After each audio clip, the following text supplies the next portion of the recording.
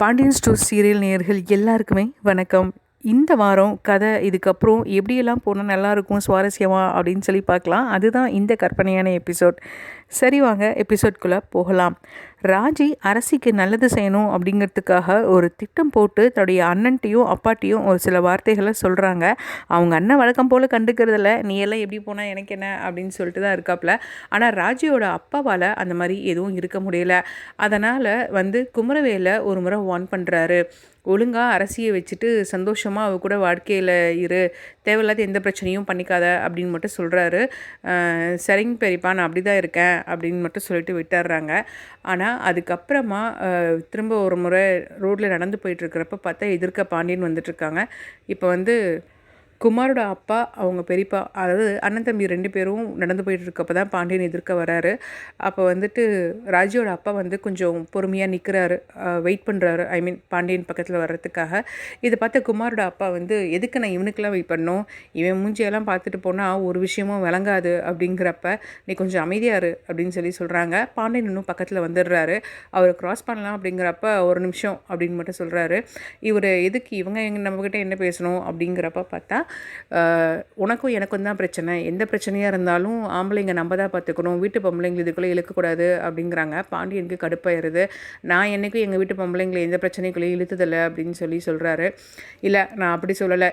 என் வீட்டு பொண்ணை உன் மகன் கல்யாணம் பண்ணிட்டு போனான், எங்கள் வீட்டு பையன் உன் பையனை கல்யாணம் பண்ணிட்டு வந்தான், இதோடு முடிஞ்சிருச்சு. மற்றபடி உன் பொண்ணு என் வீட்டில் எப்போவுமே பாதுகாப்பாக சந்தோஷமாக தான் வாழ்க்கையை வாழுவா அப்படிங்கிறதுக்கு நான் உத்தரவாதம் தரேன். அதே மாதிரி தான் என் பொண்ணும். அவள் என் பொண்ணே இல்லை, அவள் நான் தலைமொழிகிட்டேன்னு சொன்னது எல்லாமே சரிதான். இப்போயும் நான் ஒன்றும் அவள் கூட உறவு கொண்டாட போகிறதில்ல. ஆனால் அவளுக்கு ஒரு பிரச்சனை அப்படின்னா நான் சும்மா இருக்க மாட்டேன், வேறு மாதிரி என் முகத்தை பார்க்க வேண்டியிருக்கும். அதனால் அவளை எந்த விதத்துலையும் கஷ்டப்படுத்தாமல் உன் மகனை, அதான் என் ராஜியோட வீட்டுக்கார, அவனை ஒழுங்காக ராஜியை கண்கலங்கமாக சந்தோஷமாக வச்சு பார்த்துக்க சொல்லு அப்படின்னு சொல்கிறாரு. பாண்டியனுக்கு செம்ம கடுப்பாது. டேய், நீங்கள்லாம் முகக்கட்டையை வச்சுருக்க லட்சணத்துக்கு உங்கள் வீட்டில் தான் எந்நேரம் பார்த்தாலும் லேடிஸை போட்டு படாத பாடுபடுத்துறீங்க, எங்கள் வீட்டில் அப்போல்லாம் நாங்கள் எதுவுமே நடந்துக்கிட்டது இல்லையே அப்படின்னு சொல்லிட்டு மனசுக்குள்ளே நினச்சிக்கிறாரு. நடுவில் 2 முறை பேச்சு எடுக்கிறப்ப ராஜியோட அப்பா எதையும் பேச வேணாம் அப்படிங்கிற மாதிரி தடுத்துடுறாரு. இவன் என்ன நம்மளை பேச விடாமல் இவன் மட்டுமே பேசி புத்திமதி சொல்லிட்டு போகிறான் அப்படின்னு வேற கடுப்பாகிறாரு. பாண்டியன் அங்கேருந்து அப்புறம் கிளம்பிடுறாரு. ஆனால் குமரவேலோட அப்பா இதை கொஞ்சம் கூட எதிர்பார்க்கவே இல்லை. என்னென்ன அவன்கிட்ட நின்று இப்படி கெஞ்சி பேசிகிட்ருக்கீங்க, நான் என்ன கெஞ்சினேன்? இல்லை, கெஞ்சுறதுனா அப்படி இல்லை, ராஜி நல்லா இருக்கணும் அப்படி இப்படின்னு சொல்கிறீங்க. ஆமாம், அப்புறம் வேற என்ன சொல்கிறது? இப்போவும் நான் சொல்கிறேன், அவள் கூட நான் எதுவும் நின்று சிரித்து பேசி என் வாழ்க்கை முழுக்க எதுவும் பண்ண மாட்டேன். ஆனால் அவளுக்கு ஒரு பிரச்சனை, யாரோ தேவையில்லாமல் அவளை வம்பிழுத்து அவள் வாழ்க்கையில் விளையாடுறாங்க அப்படின்னா அவங்க யாரையும் நான் சும்மாவும் விட மாட்டேன் அப்படிங்கிறாரு. இது குமாரோட அப்பாவுக்கு தனக்கே அண்ணன் ஒரு வார்னிங் கொடுத்துட்டு போகிற மாதிரி எடுத்துக்கிறாரு. பட் செம்மையாக கடுப்பாயிடுறாரு. கொஞ்ச நேரம் கழித்து குமரவேலுக்கு ஃபோன் பண்ணி, டேய், உங்கள் பெரியப்பா மொத்தமாக கவுத்துட்டாருடா, அவர் ராஜிட்ட பேசாமல் தான் இருக்கார், கண்டுக்காமல் தான் இருக்கார், ஆனால் மனசு முழுக்க மகளை தாண்டா நினச்சிக்கிட்டு இருக்காரு. அவளுக்கு யாராவது குடைச்சல் கொடுத்தா அவங்கள வெட்டி சாச்சிருவேன் அப்படிங்கிறாரு. அந்த பாண்டிய இருக்கான் பாரு, அவன்கிட்ட கூப்பிட்டு கூட ஒரு மாதிரி வார்னிங் மாதிரி கொடுக்குறாருடா. ஆனால் இதெல்லாம் எதுக்குடா அவர் பண்ணணும் அப்படிங்கிறப்ப, ஓ சரிப்பா, என்னை ராஜி மீட் பண்ணாப்பா 2 நாளைக்கு முன்னே, என்னை பார்த்து ஒரு சில விஷயம்லாம் சொன்னான், அதே தான் பெரியப்பாவையும் பார்த்து சொல்லியிருப்பா போல். அப்படியா, என்னடா?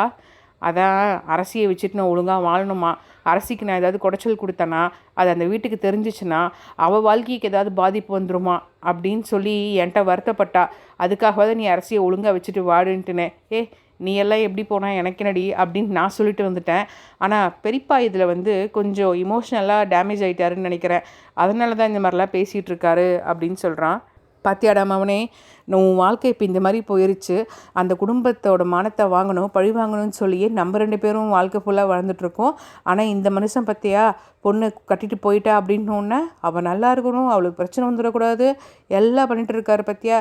இதுக்கு தானே நான் சொல்கிறது, எப்பயுமே உங்கள் பெரியப்பனை நம்பாத அப்படின்ட்டுன்னு. சரிதான்ப்பா, ஆனால் இப்போ நம்மளால் என்ன பண்ண முடியும்? என்ன பண்ண முடியுமா? டேய் ஏன்ட்டியே கேட்குற பற்றியா, அதெல்லாம் நீயே பண்ணணுன்டா, என்னடா பண்ணிகிட்ருக்க அவளை வச்சுட்டு அப்படிங்கிறப்ப, மனசுக்குள்ளேயே குமரவேல் நொந்துக்கிறாரு. நான் எங்கப்பா அவளை பழிவாங்கிறது, அவதான்ப்பா என்னை வச்சு செஞ்சுக்கிட்டு இருக்கா. உட்காந்தா எந்திரிச்சா போனா டிசைனாக ட்ராமா பண்ணி என்னை எல்லாத்தையும் கோத்து விட்டு ஏமாற்றிக்கிட்டு இருக்கா அப்படின்னு சொல்லிட்டு மனசில் நினைக்கிறாரு. என்னடா எதுவும் பேச மாட்டேங்கிற? ஒன்றும் இல்லைப்பா, நானும் பிளான் பண்ணிட்டு தான் இருக்கேன், சொல்கிறேன் அப்படிங்கிறாரு. சரிடா, எதுக்கும் கேர்ஃபுல்லாக பண்ணு, உங்கள் பெரியப்பாவே பெரிய வில்லனா வந்து நின்றுவார் உனக்கு அப்படிங்கிறாங்க. சரிப்பா, நான் நோட் பண்ணிக்கிறேன் அப்படிங்கிறாங்க. அப்படியே கட் பண்ணால் இப்போ பாண்டியனோட வீட்டில் வாக்கிங் முடித்த மனுஷன் நேராக வீட்டுக்குள்ளே வராரு. ஆனால் நமக்கு தான் தெரியுமே, பாண்டியனுக்கு ஏதாவது பண்ணிட்டாருன்னா காலை சுடு தண்ணி கொட்டின மாதிரி கத்திக்கிட்டே தான் வீட்டுக்குள்ளே வருவார். உள்ளே வரும்போதே கோமதின்னு கத்திக்கிட்டு வராரு. ஏங்க இங்கே தானேங்க இருக்கேன், ஏன் உள்ளே வரப்பே இன்னும் கத்துறீங்க அப்படிங்கிறாங்க. கூப்பிடு அப்படிங்கிறாங்க. கூப்பிடுன்னு கத்துனா யாரை கூப்பிட்றதுன்னு சொல்லுங்கள். அதான் நான் ஒன்று விளங்காத ஒன்றை பெற்று வச்சுருக்கனே, அது போய் எதிர்த்து விட்டு பொண்ணை கட்டிட்டு வந்துச்சே, அந்த பொண்ணை தான் கூப்பிடு அப்படிங்கிறாங்க. அட ராஜின்னு சொல்லுங்களேன். அப்படி கூப்பிட்றி அப்படின்னு டென்ஷன் ஆகுறாரு. சரிங்க அப்படின்ட்டுன்னு ராஜி அப்படிங்கிறாங்க. வரல, அந்த பக்கம் நடந்து போகிறாங்க. அப்போ ராஜி அந்த பக்கம் இருந்து வர, வாயேண்டி ஒன்று கூப்பிட்டா என்ன, ஏத்த மாமா ஏதோ கோவமாக இருக்க மாதிரி இருக்காரு, சத்தம் போட்டு பேசிகிட்டு இருக்காரு, அங்கே வரைக்கும் காது கேட்குது. ஏண்டி காது கேட்டவ டக்குன்னு வரமாட்டியா? இல்லை உங்கள் பேர் சொன்னது தான் கேட்டுச்சு, ஏதோ கோவமாக கத்துறாருன்னு தெரிஞ்சு நான் அப்படியே வந்தேன். உன்னைய தாண்டி சொல்லி கூப்பிட்டுருக்காரு, வாடி டக்குன்னு, என்னடி பண்ணி வச்ச அப்படிங்கிறாங்க. அத்தை நானும் ஒன்றுமே பண்ணல. ஒன்றும் பண்ணலையா? சரி வா முதல்ல அப்படிங்கிறாங்க. போய் நின்ன உடனே சொல்லுங்க மாமா அப்படிங்கிறாங்க ராஜி. ஏன்பா ராஜி, நீ இந்த வீட்டுக்கு வந்து கிட்டத்தட்ட 1 வருஷம் ஆக போதில்ல? ஆமாங்க மாமா, ஆக போகுது. நான் இது வரைக்கும் உன்கிட்ட தேவையில்லாமல் முகத்தை காமிச்சியோ சிடுன்னு பேசியோ ஏதாவது தேவையில்லாத உன்கிட்ட கோவப்பட்டு கேள்வி ஏதாவது கேட்டிருக்கேனாப்பா? இல்லைங்க மாமா, நீங்கள் அப்போல்லாம் ஒன்றும் பண்ணதில்லை. சரி என்னைய விடு. உங்கள் அத்தை இருக்கா, அவள் ஏதாவது கேட்டிருக்காளா? இல்லை மாமா. மற்றபடி இந்த வீட்டில் சரவணை, செந்திலோ இல்லை செந்தில் பொண்டாட்டி இப்படி யாராவது உன்னை மரியாதை குறைவாவோ உனக்கு கொடுக்கணுங்கிற விஷயத்தை கொடுக்காமலோ ஏதாவது உன் உரிமையை தட்டி பறிச்சிருக்கோமா? இல்லைம்மாம்மா, ஏன் இப்படிலாம் கேட்குறீங்க? இப்போ எனக்கு அதுவே கஷ்டமாக இருக்குது. ஓ, அதுவே கஷ்டமாக இருக்கா? உங்கள் அப்பா நடுத்தரன்னு நிற்க வச்சு என்கிட்ட சொல்கிறாருப்பா, பொம்பளைங்களை எதுக்கு பிரச்சனைக்குள்ளே இழுக்கிறீங்க, அவங்கள கௌரவமாக நடத்துங்க, பத்திரமா பார்த்துக்கங்க அப்படிங்கிற மாதிரிலாம் எனக்கு அட்வைஸ் பண்ணுறாரு. நீயே சொல்லுப்பா, உன்னைய விடு. இந்த வீட்டில் கோமதி, மயில் எல்லாருமே இருக்காங்க. யாரையாவது ஏதாவது நான் சொல்லியிருப்பேனா? ஐயோ இல்லைம்மாம்மா. அப்புறம் ஏன்பா உங்கள் அப்பா இப்படி பண்ணுறாரு? எதுவுமே பண்ணாத எனக்கு எதுக்கு புத்திமதி சொல்லணும் நடு ரோட்டில் நிற்க வச்சுட்டு? அவங்க வீட்டில் அப்படின்னு சொல்லிட்டு அரசியை ட்ரீட் பண்ணுற விதத்தை வந்து சொல்ல வராரு. ஆனால் அரசியை பற்றி அவருக்கு பேச பிடிக்கிறதில்ல. அதனால் அப்படியே அமைதியாக பார்த்துட்டே நிற்கிறாரு. அப்போ வந்து கோமதியுமே டென்ஷன் ஆகுறாங்க. என்னடி மாமா சொல்கிறாரு, என்னடி பண்ணி வச்ச அப்படிங்கிறாங்க. அத்தை அப்போல்லாம் ஒன்றும் இல்லை அத்தை, இந்த வீட்டில் நான் சந்தோஷமாக ரொம்ப மரியாதையோடு தான் நடத்தப்படுறேன். அது எனக்கே தெரியும். நான் காலேஜ் போகிறது என்ன, பரீட்சை எழுதுறது என்ன, டியூஷன் வைக்கணும்னு நினச்சது எல்லாத்துக்குமே நீங்கள் ஓகே சொல்லி நான் சந்தோஷமாக தானே வச்சுருக்கீங்க. அப்புறம் ஏன்டி இப்படி தேவையில்லாமல் அண்ணன் இப்படி பேசணும்? ஏன்னா நொன்ன இல்லைங்க, அப்புறம் ஏன் உங்கள் அப்பா இப்படிலாம் பேசினாரு அப்படின்னு தாங்க கேட்க வந்தேன் அப்படின்னு கோமதி சமாளிக்கிறாங்க. அப்போ ராஜி, நான் அவங்க 2 பேர்ட்டையும் ஒரு உண்மையை சொல்லணும், நான் தான் ஒரு விஷயத்தை செஞ்சுருக்கேன் அப்படிங்கிறாங்க. அப்போ கோமதிக்கே லைட்டாக ஜர்க்காகிறாங்க.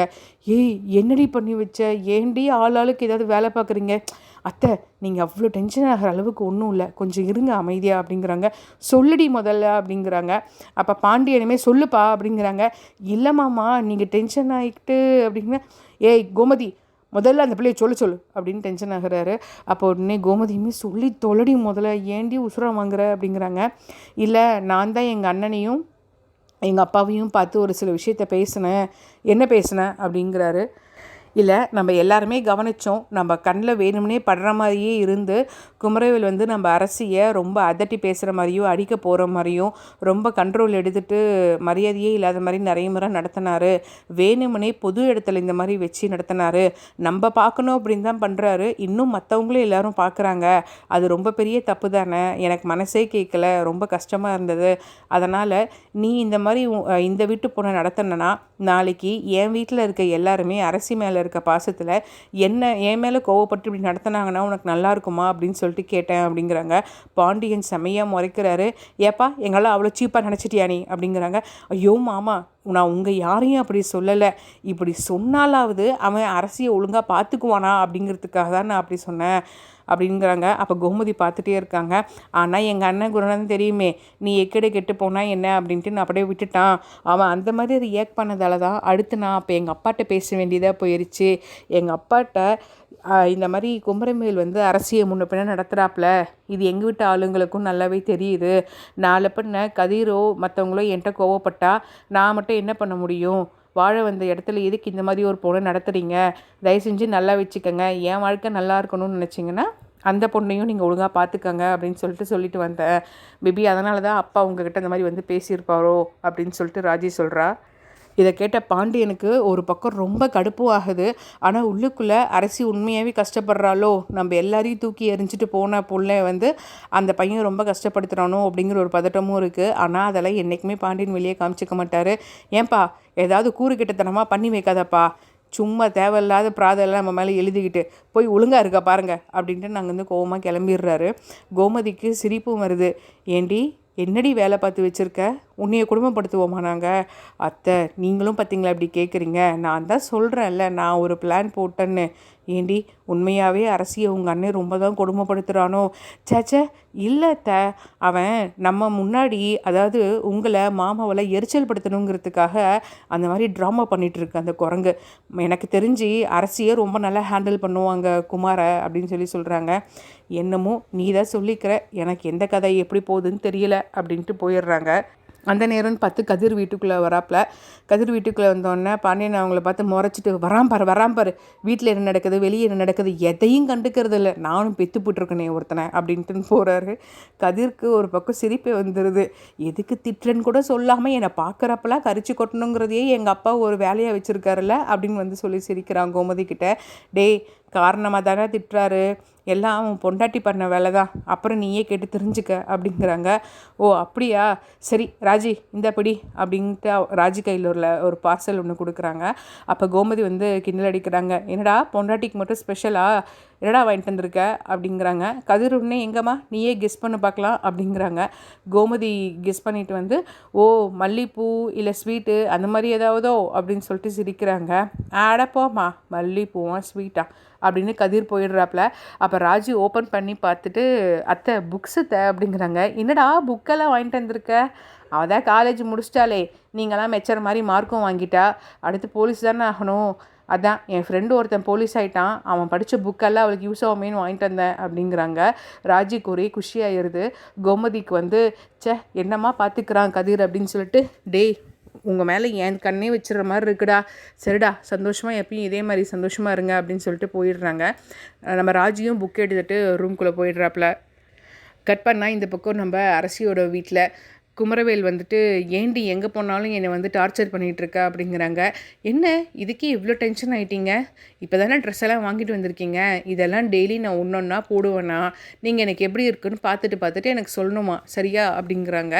ஏய் உன்னையெல்லாம் வர்ற கோவத்துக்கு அப்படி மண்டையிலேயே ஒரு வெளுத்துருவேன் பாரு அப்படிங்கிறாங்க. என் மேலே கையை வச்சு தான் பாருங்களேன் பார்ப்போம் அப்படின்னு சொல்கிறாங்க. வேண்டாம் அரசி, நான் எப்போ பார்த்தாலும் இதே மாதிரி அமைதியாக போக மாட்டேன், கண்டிப்பாக உன்னை நான் வந்து அடிச்சிருவேன், அடித்து தான் பாருங்களேன் அப்படிங்கிறாங்க. ஏதாவது கையில் எடுக்கணும் இரு அப்படின்னு சொல்லிட்டு அந்த பக்கம் இந்த பக்கம் ஏதாவது கையில் எடுக்கிறதுக்காக தேடுறாரு. அப்போன்னு பார்த்தா அரசி டக்குன்னு ஏதோ சத்தம் கேட்குது. குமரவேல் என்னாச்சுன்னு திரும்பி பார்த்தா அவங்களாவே போய் எங்கேயும் இடிச்சுக்கிட்ட மாதிரி இருக்குது. லைட்டாக அங்கங்கே ஸ்ராய்ப்பு வேறு இருக்குது. ஏய் என்னடி பண்ணிகிட்ருக்க, என்ன பண்ணிகிட்ருக்க அப்படின்னு பதட்டமாகறாரு. நான் என்ன பண்ணுறேன், நீங்கள் தானே என்னை இப்போ அடிச்சிட்டிங்க அப்படிங்கிறாங்க. அவரு செம்மையாக வந்து கேராயிடுறாரு. என்னடி இப்படி பெர்ஃபார்மன்ஸ் பண்ணிகிட்ருக்க, நான் எங்கடி உன்னை அடித்தேன், அதான் இப்போ கையில் பொருள்லாம் தேடினீங்கள, தேடிட்டு அடிப்பீங்கள்ல அந்த காயம்தான் இது, அடிக்காமலே எதுக்கடி இப்போ காயத்தை உண்டு பண்ணியிருக்க? இப்போ இந்த வீட்டில் யாராவது எனக்கு என்னாச்சுன்னு கேட்டாங்கன்னா நீங்கள் தான் என்னை அடித்து கொடுமைப்படுத்துறீங்கன்னு சொல்லணும்ல, அதுக்காக தான். ஏண்டி என்னை பிடிச்ச பெரிய சனி மாதிரி வந்திருக்கடி, பேசாமல் நான் ரொம்ப தெளிவாக முடிவெடுத்தேன், உன்னை கல்யாணமே பண்ணிக்கக்கூடாது, அப்படியே எஸ்கேப் ஆகிடணுன்ட்டுனேன். ஆனால் கொஞ்சம் ஏமாந்துட்டேன் அந்த தாலியை சீட்டில் அங்கே பக்கத்தில் வச்சு.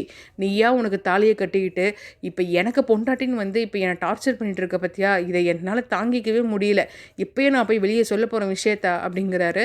ஆமாம் போங்க, எனக்கு கூட அதுதான் தேவை, அப்படியே போய் சொல்லுங்கள், நைட்டு என் வீட்டில் இருந்து என்னை உருட்டி மிரட்டி சூசைட் பண்ணிக்குவேன்ட்டுன்னு பிளாக்மெயில் பண்ணி வீட்டை விட்டு என்னை வர வச்சது, அதுக்கப்புறம் என்னை கடத்தி கொண்டு போய் நைட்டு முழுக்க வச்சு அவமானப்படுத்தணும்னு பேசினது, இது எல்லாத்தையும் நானும் புட்டு புட்டு வைப்பேன் அப்படிங்கிறாங்க. கதவு திறந்து வெளியே போகிற வரைக்கும் பொண்ணு குமரவேல் அப்படியே கதவை திரும்ப வேகமாக சாத்திட்டு இந்த பக்கம் வந்து, சே என் தலையில் நானே மண்ணை வாரி போட்டுக்கிட்ட மாதிரி உங்ககிட்ட இப்போ நான் படாத பாடு பட்டுட்ருக்கேன் அப்படிங்கிறாங்க. ஆமாம், இதை தான் நீங்கள் தேடி வாங்கிக்கிட்டது. இனி உங்களுக்கு வாழ்க்கையில் வேறு ஆப்ஷனே கிடையாது.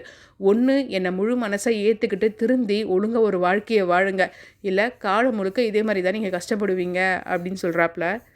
குமரவேல் ரொம்ப ஓங்கி தான் கதவை திரும்ப சாத்திட்டு வராப்புல. இந்த சத்தத்தை கீழே கேட்டவங்க, அடடா இவங்க 2 பேத்துக்கும் என்ன எப்போ பார்த்தாலும் பிரச்சனையாக இருக்குது, இப்போ எதுக்கு இப்படி கதவை ஓங்கி சாத்திட்டு இருக்காங்க அப்படின்ட்டுன்னு மேலே 3 பேரும் வராங்க. அதாவது ராஜியோட அம்மா, குமரவேலோட அம்மா, அப்புறம் அப்பத்தா 3 பேருமே வராங்க. டேய் அரசி, குமார் என்னடா பண்ணுறீங்க அப்படிங்கிறாங்க. 2 பேரும் உட்காந்து கதவை திறக்கிறாங்க. ஏண்டா ரொம்ப சத்தமாக இருக்குது உங்கள் ரூமில் இருந்து என்னடா பண்ணிகிட்டு இருக்கீங்க அப்படிங்கிறாங்க. அப்போ அரசி வந்து ஓன்னு அழுகிற மாதிரி பண்ணுறாங்க. டேய் ஏம்மா அழுகிற, வாமா இங்கே என்னாச்சு அப்படின்னு சொல்லிட்டு அப்பத்தா ரொம்ப எமோஷனல் ஆகுறாங்க. அப்பத்தா இவர் என்ன அடிக்க வராரு அப்படின்னு சொல்லிட்டு சொல்கிறாங்க.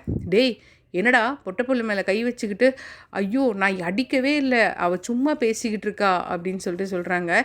என்ன அரசி, என்ன ஒழுங்காக சொல்லுங்களேன் அப்படின்னு சொல்லிட்டு சொல்கிறாங்க.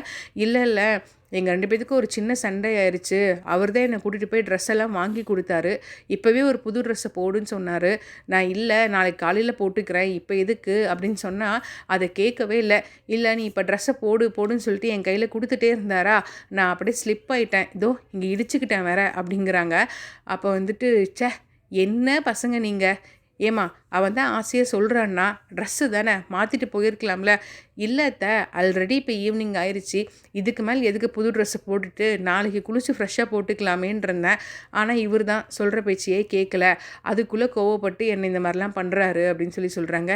ஏண்டா பாசத்தையும் காதலையும் கூட உன்னால் சாஃப்டாக காமிக்க முடியாதா? என்னடா ஜென்மோனி அப்படிங்கிறாங்க அப்பத்தா. ஆனால் வந்து குமரோட அம்மா வந்து, பாத்தியா இது வரைக்கும் நமக்கு ஒரு கர்ச்சிப் துணி வாங்கிட்டு வந்து கொடுத்துருப்பானா, பொண்டாட்டின்னு ஒன்று கார்லேயே ஷாப்பிங் கூப்பிட்டு போகிறான், இத்தனை செட்டு ட்ரெஸ் வாங்கி கொடுத்துருக்கான். டே குமரவேலு நீயா இது, பரவாயில்லடா, கொஞ்சம் முரட்டுத்தனமான அன்பாக வச்சுருக்கிற, ஆனால் உனக்குள்ளேயும் அன்பெல்லாம் இருக்குன்னு பார்த்தாலே அம்மாவுக்கு ரொம்ப சந்தோஷமாக இருக்குடா. எங்கே உங்கள் அப்பா மாதிரி எந்நேரமும் மூஞ்ச சிடுசிடுன்னு வச்சுருப்பியோன்னு எனக்கு நிறைய கவலை இருந்துச்சு உன்னை பற்றி. ஆனால் பரவாயில்லடா, அரசி இந்த அளவுக்கு கொடுத்து வச்சவளாக இருக்கிறா என்ன பார்க்குறப்ப அப்படிங்கிறாங்க. இது வந்து குமரவேலுக்கு ரொம்பவே கடுப்பாகுது. நான் இவட்ட என்ன டார்ச்சர் அனுபவிச்சுட்ருக்கேன், ஆனால் இந்த வீட்டில் இருக்க அத்தனை பேரும் என்னமோ நான் பெரிய மகாராணியில் வச்சு ட்ரீட் பண்ணிகிட்டு இருக்க மாதிரி நம்மளை பேசியே கொன்னுடுறாங்க அப்படின்னு சொல்லிட்டு குமரவேல் உள்ளுக்குள்ளே செம்ம கடுப்பாக எரிச்சலாயிட்டு இருக்காப்புல. வழக்கம் போல் அரசி சமாளித்ததால் அங்கேருந்து எல்லாம் போயிடுறாங்க. திரும்பவும் கதவை சாத்தின அரசி வந்துட்டு, இங்கே பாருங்கள், என்னை ஏதாவது ஒரு சின்ன கடுகு அளவு நீங்கள் டென்ஷன் படுத்தணும்னு நினச்சாலும் இந்த வீட்டில் இருக்க ஆளுங்களை வச்சுட்டே உங்களை என்னால் காலி பண்ண முடியும். அதனால் எப்பயுமே என்கிட்ட கொஞ்சம் ஜாக்கிரதையாக இருங்க. இன்னொரு முறை என் வீட்டு ஆளுங்க முன்னாடி ஏதாவது அவங்க மனசு கஷ்டப்படுற மாதிரி நீங்கள் நடந்துக்கணும்னு நினச்சிங்கன்னா இதுவும் வேறு மாதிரி நான் பிஹேவ் பண்ணுவேன் அப்படின்ட்டு போயிடுறாங்க. ஸோ கதை எப்படி போகிறது உங்கள் எல்லாருக்கும் பிடிச்சிருந்ததுன்னா மறக்காமல் சேனலை சப்ஸ்கிரைப் பண்ணிவிட்டு லைக் பண்ணி ஷேர் பண்ணிடுங்க.